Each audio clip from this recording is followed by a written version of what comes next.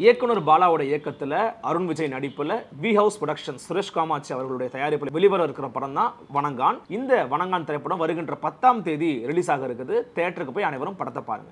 ஒருத்தருக்கு நியாய தர்மம்னு ஒன்னு இருக்கும். MRL Realty's Nature's Enclave Coastal Heaven theme-based resort villa plots ECR மாதம் 10,000 வரை assured rental income lifetime free stay at resort 30க்கும் மேற்பட்ட வசதிகளுடன் call 9962888888. நிம்மதி property management contact 7667008999. Fourth state Tamil நேயர்களுக்கு அருள்மொழிவர்மனின் அன்பார்ந்த வணக்கங்கள்.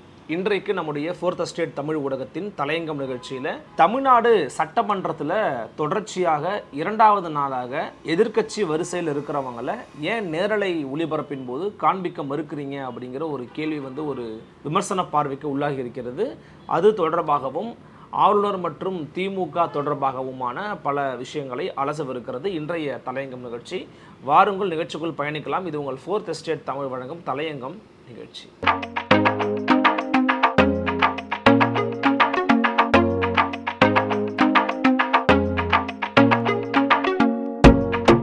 தமிழ்நாட்டினுடைய எதிர்க்கட்சியாக திகழக்கூடிய அதிமுகவினுடைய பொதுச் செயலாளர் திரு எடப்பாடி பழனிசாமி இன்றைக்கு ஒரு நீண்ட ட்விட்டர் பதிவு ஒன்று போட்டிருந்தார். அந்த ட்விட்டர் எக்ஸில் பதிவு என்ன அப்படிங்கிறத நான் படிக்கிறேன். ஆளுங்கட்சி வரிசையோடும் சபாநாயகரோடும் முடிந்து விட்டதா சட்டப்பேரவை? சட்டப்பேரவையின் கேமராக்கள் இன்றும் எதிர்க்கட்சியின் பக்கம் திரும்பவே இல்லை. எதிர்க்கட்சி வரிசை உங்களை அவ்வளவு அச்சுறுத்துகிறதா திரு ஸ்டாலின் அவர்களே? எதற்காக இவ்வளவு அஞ்சி நடுங்குகிறீர்கள்? யார் அந்த சார் என்ற நீதிக்கான கேள்வி உங்களை அவ்வளவு உறுத்துகிறது என்றால் மீண்டும் கேட்கிறேன், யாரை காப்பாற்ற முயற்சிக்கிறது இந்த ஸ்டாலின் மாடல் அரசு? மக்கள் நலனுக்கான எதிர்க்கட்சியின் கேள்விகளை மக்கள் பார்த்துவிடக் கூடாது என்று ஸ்டாலின் மாடல் அரசு எத்தனிப்பது ஜனநாயக படுகொலை. ஸ்டாலின் மாடல் அரசு எத்தனிப்பது ஜனநாயக படுகொலை. தமிழ்நாடு சட்டப்பேரவை நிகழ்வுகளை எவ்வித ஒளிவு மறைவுமின்றி முழுமையாக மக்களின் குரலாக எதிர்க்கட்சியின் கருத்துக்களை மக்களுக்கு நேரடி ஒளிபரப்ப வேண்டுமென ஸ்டாலின் மாடல் திமுக அரசை வலியுறுத்துகிறேன். தமிழ்நாடு சட்டமன்றம் பொதுமக்களின் தேவையை சபையேற்றி சட்டமையற்றி திட்டமையற்றி செயல்படும் தமிழக மக்களின் மேடை, திமுகவின் பொதுக்கூட்ட மேடை அல்ல அப்படின்னு சொல்லி பேசியிருக்கிறாங்க. குறிப்பாக அதில் பார்த்தீங்கன்னா யார் அந்த சார் அப்படிங்கிறதும் டங்ஸ்டன் தடுப்போம் மேலூர் காப்போம் அப்படிங்கிற ஒரு மாஸ்கையும் போட்டிருக்கிறாங்க. இன்றைக்கி காலையில் ஒரு 10:45 மணிக்கு போடப்பட்ட ஒரு எக்ஸ்ட்ரா பதிவு. ஸோ இது குறித்து பார்த்தீங்கன்னா நிறைய பேர் பேசியிருக்காங்க. என்ன சொல்கிறாங்க அப்படின்னா, இவங்க எதிர்க்கட்சி வரிசையில் கடந்த நேற்று 8ஆம் தேதியாக இருக்கட்டும், இன்றைக்கு 9ஆம் தேதியாக இருக்கட்டும், தொடர்ச்சியாக நாங்கள் கருப்பு சட்டை அணிந்து வரோம், யார் அந்த சாருங்கிற பேட்சை குத்திருக்கிறோம், பலவிதமான ஆளுங்கட்சிக்கு எதிரான விஷயங்கள் கையில் வச்சுருக்கிறோம், பேசலான்னு பார்த்தோம் அப்படின்னா எங்கள் பக்கத்தை காண்பிக்காமலேயே தொடர்ந்து மறுத்து கொண்டிருக்கிறது திமுக தலைமையிலான தமிழக அரசு. யூடியூப்பில் லைவ் போடுவாங்க இல்லையா, அந்த லைவில் பார்த்தீங்கன்னா எதிர்க்கட்சிகளுடைய லைனே காண்பிக்க மாட்டேங்கிறீங்க. ஏன் காண்பிக்க மாட்டேங்கிறீங்க? நீங்கள் வேண்டுமென்று திட்டமிட்டு எதிர்க்கட்சி வரிசைகளை காண்பிக்கக்கூடாது அப்படிங்கிற ஒரு ஜனநாயக படுகொலை நீங்கள் பண்ணிக்கிட்டு இருக்கீங்க அப்படிங்கிறது தான் எடப்பாடி பழனிசாமியினுடைய கருத்தாக இருக்கிறது. இது குறித்து அப்பாவு அவர்கள் என்ன சொல்கிறாங்க அப்படின்னு பார்த்தீங்கன்னா, அதாவது இன்றைக்கி என்ன நடந்துச்சுன்னு பார்த்துக்கோங்களேன். இது தி நியூஸ் மினிட் தமிழில் ஒரு ஆர்டிக்கல் எழுதியிருக்கிறாங்க. On January 8, during the question hour, Speaker Appavu invited DMK MLA Gandhirajan to pose a query to Minister of Youth Welfare and Sports Development Udayanithi Stalin. While asking the question, the DMK MLA was shown on screen.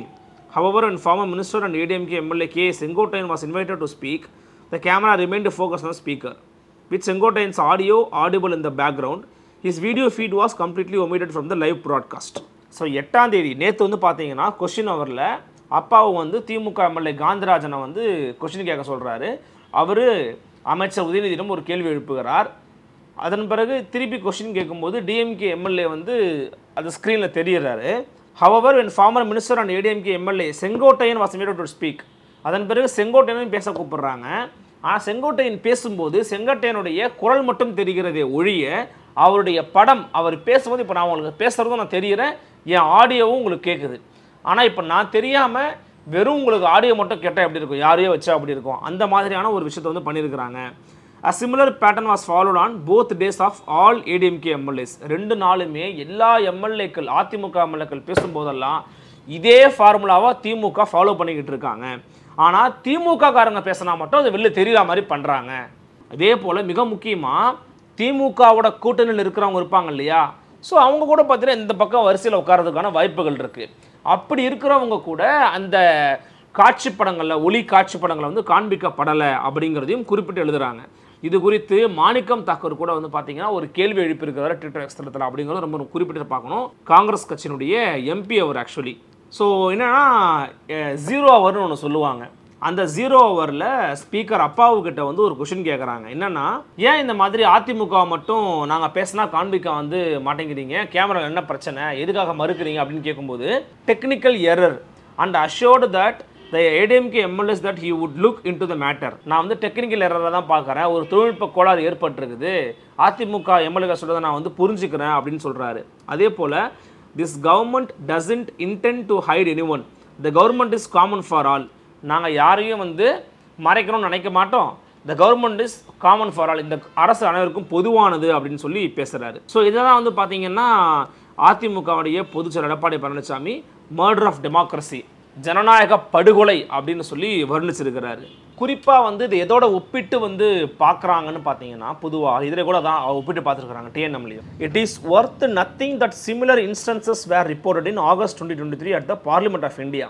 இந்தியாவினுடைய நாடாளுமன்றத்தில் 2023ஆம் ஆண்டு August மாதத்தில் Sansad TV, அந்த Sansad TV தான் வந்து பார்த்தீங்கன்னா நாடாளுமன்றத்தில் நடக்கக்கூடிய விவாதங்களை ஒளிபரப்பு செய்யக்கூடிய ஊடகம். அந்த நாடாளுமன்ற விவகாரங்களை ஒளிபரப்பு செய்யக்கூடிய ஊடகத்தில் இந்தியா கூட்டணியின் சார்பாக பேசியவர்களுடைய பேச்சு, அவர்களுடைய போராட்டம் ஆகியவை முற்றுமுழுதாக மறுதளிக்கப்பட்டது. அவர்களை காண்பிக்கவே இல்லை. அவங்க என்ன போராட்டம் பண்ணுறாங்க, என்ன பதாக பிடிச்சிருக்கிறாங்க, எதுவுமே காண்பிக்கப்படலை. ஏன்னா அதை ஃபாலோ பண்ணுறது, அதை மெயின்டைன் பண்ணுறது அங்கே இருக்கிற ஆளுங்கட்சியான ஒன்றிய அரசான பாஜக, எதிர்கட்சியான இந்தியா கூட்டணியினருடைய எந்த விதமான போராட்ட முழக்கங்களும் காண்பிக்கப்படவே இல்லை. அறவே மறுத்தாங்க, மறுதளிச்சாங்க. எந்த இடத்துலையுமே அவங்க இருக்க மாட்டாங்க, சவுண்டு மட்டும் கேட்கும். இதே மாதிரி குறிப்பாக சொல்கிறாங்க, Newslaundry also reported that during ராகுல் Gandhi's 37-minute long speech the camera stayed on him only 15 minutes. 15 நிமிடங்கள் மட்டும்தான் ராகுல் காந்தி மேலே இருந்துச்சு. அடுத்து தொடர்ச்சியாக வந்து பார்த்தீங்கன்னா ஸ்பீக்கரான ஓம் பிர்லா மேலே தான் வந்து கேமரா வச்சுக்கிட்டு இருந்தாங்க. ராகுல் காந்தியினுடைய பேச்சை முழுமையாக அந்த சன்சத் தொலைக்காட்சியினுடைய முழுமையான நாடாளுமன்ற ஒளிபரப்பு நிகழ்ச்சியில் காண்பிக்கவே இல்லை அப்படிங்கிறதையும் குறிப்பிட்டு சொல்கிறாங்க. எப்படி வந்து மோடி அரசு வந்து பப்ளிக்கோட வந்து ஒரு அட்டாச்மெண்ட் இல்லாத மாதிரியான போக்களை எதிர்க்கட்சிகளை வச்சிருக்கிறாங்களோ, அதே போன்ற நடவடிக்கையை தான் தமிழ்நாட்டினுடைய திமுக அரசும் எதிர்க்கட்சிகளிடம் வந்து பாவிக்கிறாங்க அப்படிங்கிறத ஒப்புமைப்படுத்தி பேசியிருக்காங்க. ஸோ இதுக்கு வந்து டெக்னிக்கல் எரர் அப்படின்னும், இது டெக்னிக்கல் ஃபால்ட் அப்படின்னும் சொல்லிவிட்டு எப்படி கடந்து போக முடியும்? டெக்னிக்கல் எரர், டெக்னிக்கல் ஃபால்ட் அப்படின்னா சரி செய்யவே முடியாது அவங்களால. இவ்வளவு தொழில்நுட்பம் வளர்ந்துருக்கக்கூடிய இந்த இடத்துல, இந்த யுகத்தில், அதுவும் தமிழ்நாட்டில் ஒரே நாளில் 1 மணி நேரத்தில் உங்களால் சரி பண்ண முடியாது அதை. அப்போ என்ன பிரச்சனை இருக்குது? அப்போ எதிர்க்கட்சிகள் வந்து அணிந்து வந்த கருப்பு சட்டையோ, அவர்களுடைய பேட்சோ, யார் அந்த சாருங்கிற பேட்சோ திமுக அரசை உறுத்துகிறது, திமுக அரசுக்கு அது வலிக்கிறது. அதனால தான் திமுக அரசு திட்டமிட்டு இவர்களுடைய இருக்கைகளை, இவருடைய பேச்சுகளை, இவர்களுடைய வெளிப்புற போராட்ட வடிவங்களை வந்து காண்பிக்க மறுக்கிறாங்கன்னு சொல்கிறாங்க எதிர்க்கட்சியினர். ஸோ இன்னொரு பக்கம் நம்ம பார்த்தோம் அப்படின்னா, ஏற்கனவே ஜனவரி 8 நேற்று வந்து பார்த்தீங்கன்னா முதலமைச்சர் மு.க. ஸ்டாலின் என்ன பேசுனாங்கன்னா, இந்த அண்ணா பல்கலைக்கழக விவகாரம் தொடர்பாக எஸ்ஐடி ஃபார்ம் பண்ணியாச்சு, நீங்கள் கொஷின் ரைஸ் பண்ணுறதா இருந்தால் அவங்கள நோக்கி நீங்கள் கொஷின் ரைஸ் பண்ணுங்கள், அவங்கள்ட்ட கேளுங்க. ஸ்பெஷல் இன்வெஸ்டிகேஷன் டீம், சிறப்பு புலனாய்வு குழு, அவங்கள்ட்ட கேள்வியில் எழுப்புங்க, அரசை நோக்கி திருப்பாதீங்க.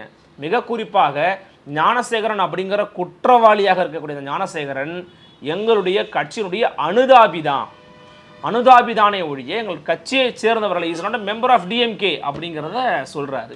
ஸோ அதை குறித்தும் அதிமுக என்ன சொல்கிறாங்கன்னா, அப்படிலாம் இல்லை, நீங்கள் வந்து சட்டமன்றத்திலே வந்து தவறாக சொல்கிறீங்க, அவர் உங்களுடைய கட்சியை சேர்ந்தவர் தான், நீங்கள் வந்து உண்மைக்கு புறம்பாக பேசுகிறீங்க அப்படின்னு ஸ்டாலின் அவர்களை நோக்கியும் திமுகவை நோக்கியும் பலவிதமான விமர்சனங்களை அடுக்கடுக்காக வந்து வச்சுக்கிட்டு இருக்காங்க. குறிப்பாக இன்னொரு விஷயத்தையும் சேர்த்து நம்ம இதில் வந்து பேசணும் விருப்பப்படுறோங்க. என்ன அப்படின்னா, ஆளுநர் தொடர்பான விவகாரம் தான். ஒரு பக்கம் இந்த மாதிரி போய்கிட்டு இருக்கு.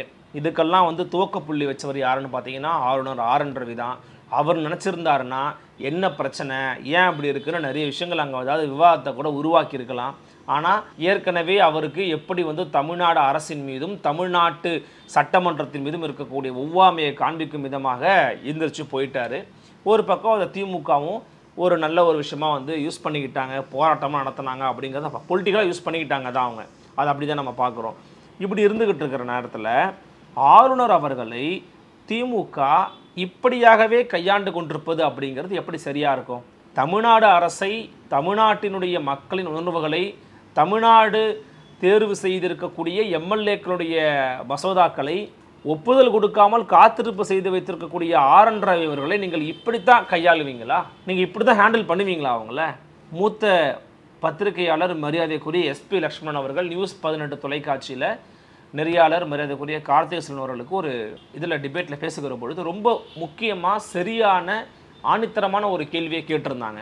என்ன, நீங்கள் அவர் தொடர்ச்சியாக அப்படி தமிழர்களை, தமிழ்நாட்டு மக்களை, தமிழ்நாட்டு எம்எல்ஏக்களை, தமிழக முதலமைச்சரை தொடர்ச்சியாக ஏளனம் செய்து வருகிறார் தங்களுடைய செயல்பாட்டின் மூலமாக. யார்? RN ரவி ஐயா. இப்போ ஐயா RN ரவி அவர்களுக்கு நீங்கள் சரியான பதிலடி கொடுக்கணும் அப்படின்னா என்ன கொடுக்கணும்? என்ன கொடுக்கணும்? நீங்கள் தொடர்ச்சியாக இந்த சட்டமன்றத்தை முடிக்காதீர்கள். இந்த சட்டமன்றத்துக்கு இப்போ நீங்கள் துவக்க வரையில் ஆளுநர் கூப்பிட்டீங்கல்ல, இதன் பிறகு நீங்கள் முடிச்சிங்கன்னு அறிவித்தா மட்டும்தான் அடுத்தது துவங்கும் போது நீங்கள் ஆளுநரை கூப்பிடணும். முடிக்காதீங்க.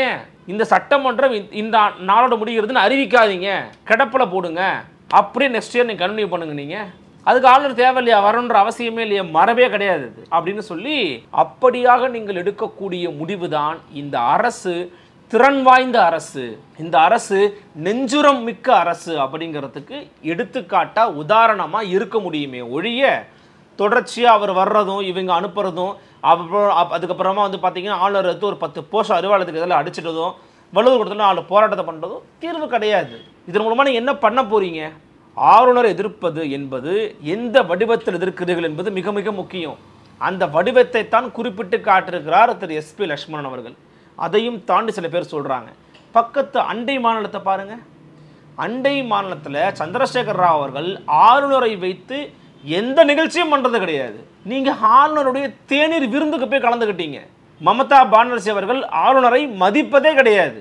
ஏன் இதே திமுக தங்களுடைய கொள்கையாக கோட்பாடாக ஆளுநர் பதவி குறித்து விமர்சனம் பண்ணியிருக்கிறாங்க. ஆளுநர் பதவி என்பதே எதற்குன்னு கேள்வி கேட்டிருக்கிறாங்க. ஆட்டுக்கு தாடி நாட்டுக்கு ஆளுநர்னு சொன்னவங்க தான் திமுக. அப்படி இருக்கும்போது ஆளுநருக்கு போக வேண்டிய எல்லா விஷயத்தையுமே அவன் கட் பண்ணலாம். ஆளுநர் தமிழ்நாட்டினுடைய மக்களின் வரிப்பணத்தில் இயங்கி கொண்டிருக்கக்கூடிய ஆளுநர் மாளிகையில் தான் வசிக்கிறாரு. நம்ம மக்களுக்கு எதாவது சிந்திக்கிறாருல்ல, போகிற மின்சாரத்தை கட் பண்ணுங்க, அல்லது மின்சாரத்துக்கான தொகையை கொடுக்காதீங்க, பல விஷயங்களை நீங்கள் கட் பண்ணிட்டே வாங்கலாம், அவரே உங்கள் மேலே வெறுப்பாயிடுவார், இந்த மாதிரி டாக்டிக்ஸ் எல்லாம் மூவ் பண்ணுங்கன்னு சோஷியல் மீடியாக்கள் எழுதுறாங்க.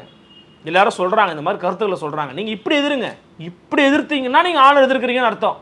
ஆளுநரை போய் கூப்பிடுறீங்க, அவரும் வராரு, அப்புறம் எந்திரிச்சு போகிறாரு, நீங்கள் ஒரு போராட்டம் பண்ணுறீங்க. எதுக்கு இத்தனை? ஆளுநரையே கூப்பிடாதீங்க, ஆளுநரையே மதிக்காதீங்க. எப்படி வந்து சந்திரசேகர ராவ் பண்ணுறாரோ, எப்படி இன்னொரு மாநிலத்தில் அண்டை மாநிலத்தில் மரியாதைக்குரிய அம்மையார் மமதா பானர்ஜி பண்ணுறாங்களோ அப்படி டீல் பண்ணிட்டு போங்க ஆளுநரை அப்படிங்கிறாங்க. திமுகவை ஆதரிக்கக்கூடிய பல பேர் அவங்களே இப்போ டீல் பண்ணுங்க, என்னங்க தப்பு இருக்குது அப்படின்னு கேட்குறாங்க.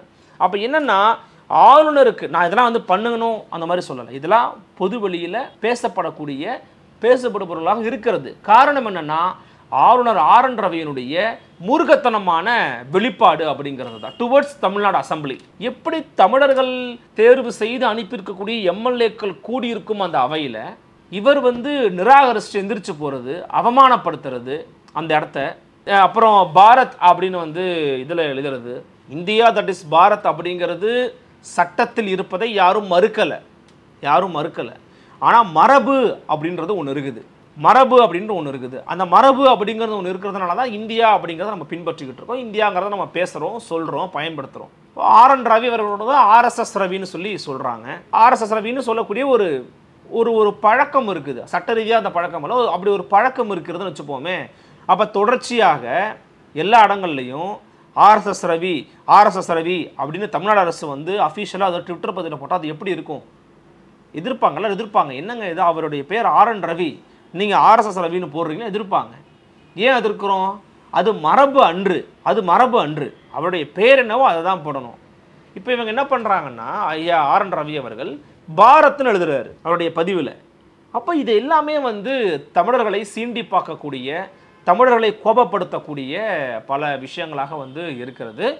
இந்த விவகாரத்தில் தமிழ்நாடு அரசு ரொம்ப மென்மையாக இருக்கிறாங்கன்றதான் இங்கே பிரச்சனையே. நீங்கள் ரொம்ப மென்மையாக தான் ஆளுநரை ஹேண்டில் பண்ணிக்கிட்டு இருக்கீங்க. விசிக தலைவர் திருமாவளவன் பேசுகிறார், வேல்முருகன் பேசுகிறார், செல்வப்பெருந்தகை பேசுகிறார். நீங்கள் பேசுங்க சார். ஆர்எஸ் பாரதி ஐயாவும் கனிமொழி அம்மையாரும் வெளியில் வந்து பிரச்சாரம் பண்ணுறாங்க, போராட்டம் பண்ணுறாங்க, ஆர்ப்பாட்டம் பண்ணுறாங்க. உள்ளே இருந்து நீங்கள் ஆளுநரை எப்படி எதிர்க்கிறீங்க அல்லது ஆளுநரை நீங்கள் எப்படி நிராகரிக்கிறீங்க? உங்களுடைய ஆளுநர் நிராகரிப்பு என்பது, ஆளுநர் எதிர்ப்பின் வடிவம் என்பது எப்படி இருக்கிறதுன்னு பார்த்தா ஒன்றும் இல்லை. அப்போ இதையும் தாண்டி வீரியத்தோடு நீங்கள் எதிர்க்கணும் அப்படின்னா அதற்கு பல வழிகள் ஏற்கனவே இருக்குங்க. இப்போ நான் சொன்னேன், ஜெர்னலிஸ்ட் பத்திரிகையாளர் எஸ்பிஎல் அவர்கள் சொன்ன மாதிரி இந்த உரையை முடிக்காதீங்க. இந்த சட்டமன்ற கூட்டத்தொடரை எண்டு பண்ணாத, அப்படியே கண்டினியூ பண்ணுங்க. முடியுதுன்னு அறிவிக்காதீங்க.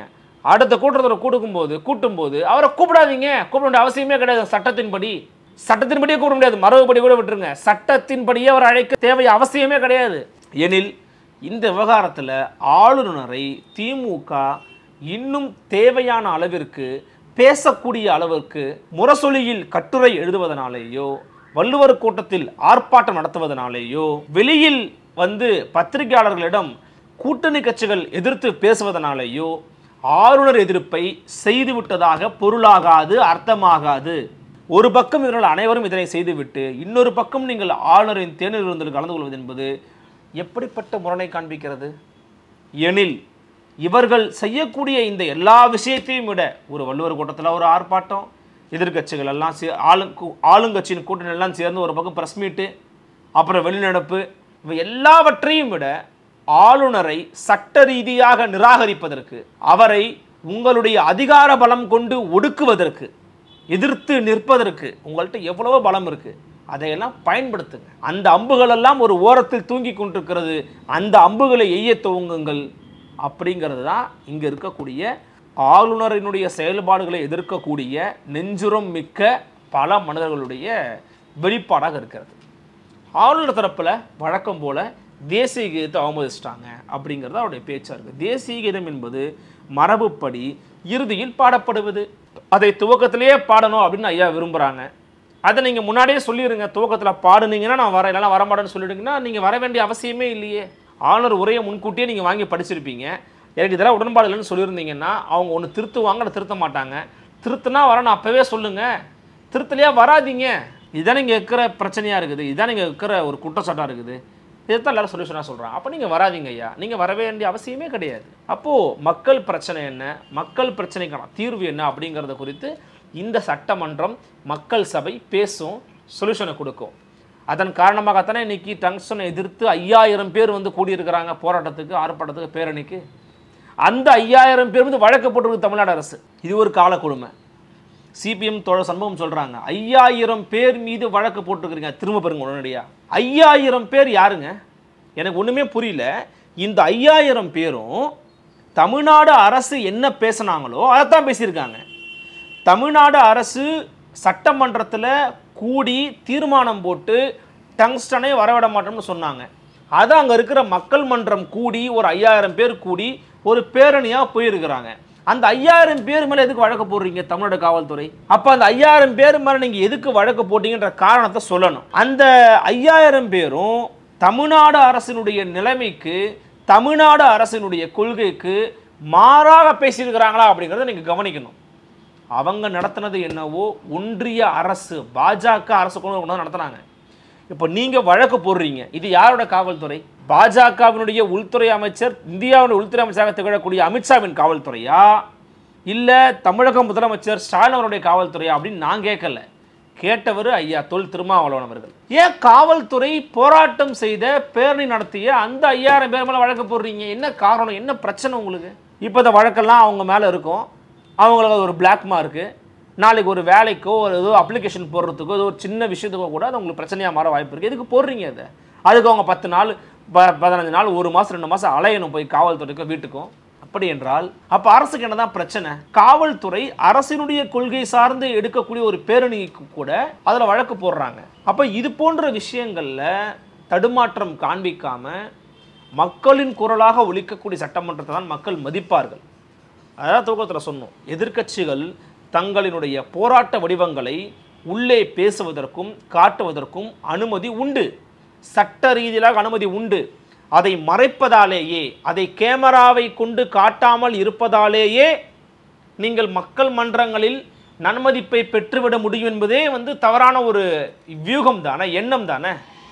டெக்னிக்கல் எரர்னு ஐயா அப்பாவை சொல்கிறாங்க. ஒருவேளை அந்த டெக்னிக்கல் எரர் ரொம்ப நாளாகும் சரி பண்ணுறதுக்கு அப்படின்னா நம்பும்படியாக இல்லை. டெக்னிக்கல் எரர் தான் உண்மை அப்படின்னா நிச்சயமாக ஒரே நாள் சரி பண்ண முடியும் இன்றைக்கி இருக்கிற டெக்னாலஜி டெவலப்மெண்ட்டில். ஸோ இது எல்லாம் சரி பண்ணணும் அப்படிங்கிறது தான் நம்முடைய கோரிக்கை. எதிர்க்கட்சிகளை காண்பிக்க வேண்டும், எதிர்க்கட்சிகளின் குரல் சட்டமன்றத்தில் ஒலிக்க வேண்டும், அவர்களுடைய எண்ணங்கள் அப்படிங்கிறது முழுமையாக வெளிப்பட வேண்டும். அப்படி வெளிப்பட்டால் தான் அது ஜனநாயகம். இல்லை என்றால் எடப்பாடி பழனிசாமி சொல்வதை போல அது ஜனநாயக படுகொலை என்று உங்கள் கூட்டணியில் இருப்பவர்களே பேச துவங்குவார்கள். ஏனென்றால் ஏற்கனவே உங்கள் கூட்டணி கட்சியில் இருக்கக்கூடிய சிபிஎம் தொடர்பு மரியாதைக்குரிய கேபி அவர்கள் அறிவிக்கப்படாத எமர்ஜென்சி இருக்கிறதா என்று கேட்டுவிட்டார். அடுத்தடுத்து திமுகவினுடைய கூட்டணி கட்சிகளே திமுகவுக்கு நெருக்கடியை கொடுக்க ஆரம்பிப்பார்கள். மாணிக்கம் தாக்கூர் கேட்டதை போல என்ன செய்ய போகிறது திமுக அப்படிங்கிறத பொறுத்திருந்து பார்க்கலாம். மற்றும் ஒரு தலையங்கம் செய்தியில் மற்றும் சில தகவலோடு சந்திக்கிறேன். நன்றி, வணக்கம்.